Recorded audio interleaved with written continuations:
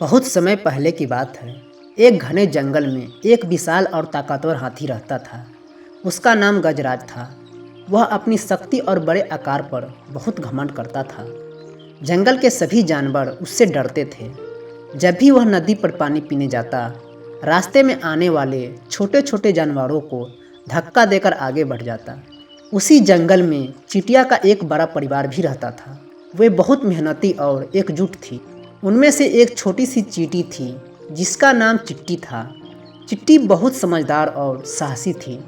वह हमेशा अपनी टोली को सिखाती थी कि मेहनत और एकता से कोई भी मुश्किल पार की जा सकती है। एक दिन की बात है। सुबह सुबह जंगल में हल्की हल्की ठंडी हवा चल रही थी। सभी जानवर अपने अपने काम में लगे थे। गजराज भी नदी की ओर पानी पीने जा रहा था। रास्ते में उसने देखा कि चींटियों की लंबी कतार जमीन पर अनाज के छोटे छोटे दाने लेकर जा रही थी। गजराज ने यह देखा तो हंसने लगा। वह बोला कि अरे छोटी सी चींटियों, तुम लोग इतनी मेहनत क्यों करती हो? इतने छोटे दाने उठाकर क्या कर लोगी? चिटिया चुपचाप अपना काम करती रही, लेकिन चिट्टी ने हिम्मत करके जवाब दिया, गजराज जी, हम मेहनत इसीलिए करते हैं ताकि भविष्य में भूखे न रहे। मेहनत कभी बेकार नहीं जाती। गजराज ने फिर से जोर से हंसते हुए कहा, तुम जैसी छोटी सी चींटिया क्या कर सकती है?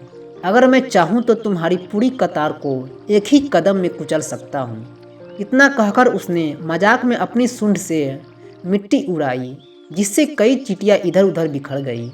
चिट्टी और उसकी साथियों को बहुत दुख हुआ, लेकिन उन्होंने धैर्य रखा और फिर से कतार बनाकर अपना काम शुरू कर दिया। कुछ दिनों बाद जंगल में बहुत तेज बारिश हुई। नदी में पानी बढ़ गया और चारों तरफ कीचड़ हो गया। उसी दिन गजराज नदी की तरफ गया।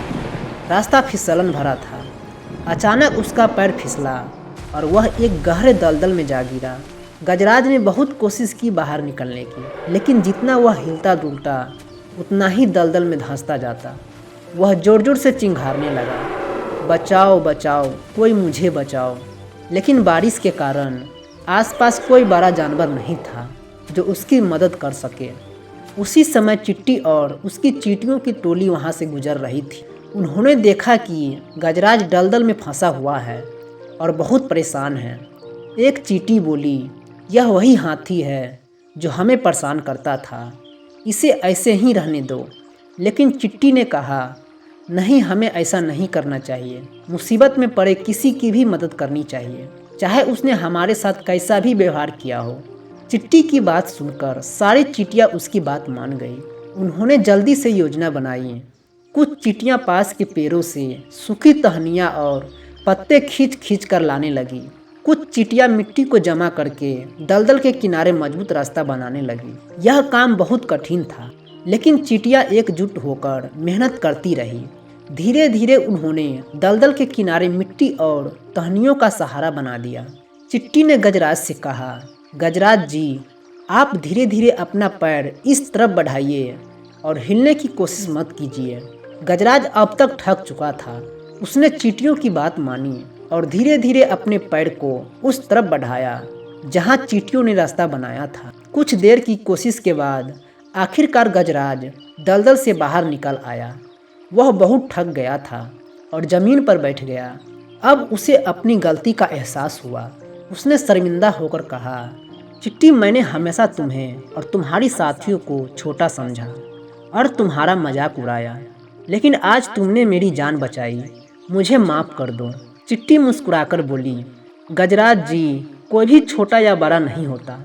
हर किसी की अपनी ताकत होती है। अगर हम एक दूसरे की मदद करें तो दुनिया बेहतर बन सकती है। गजराज ने सिर झुकाकर कहा, आज से मैं कभी किसी को छोटा नहीं समझूंगा। मैं भी जंगल के सभी जानवरों की मदद करूंगा। उस दिन के बाद गजराज का व्यवहार पूरी तरह बदल गया। वह रास्ते में मिलने वाले छोटे जानवरों को रास्ता देता और उनकी मदद करता। जब भी जंगल में कोई मुश्किल आती, गजराज और चींटियां मिलकर उसकी हल निकालते।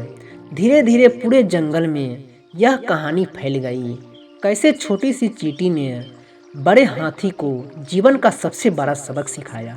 जंगल के बच्चे यह कहानी सुनकर सीखते कि घमंड कभी अच्छा नहीं होता और मिलजुल कर काम करने से बड़ी से बड़ी समस्या हल हो सकती है।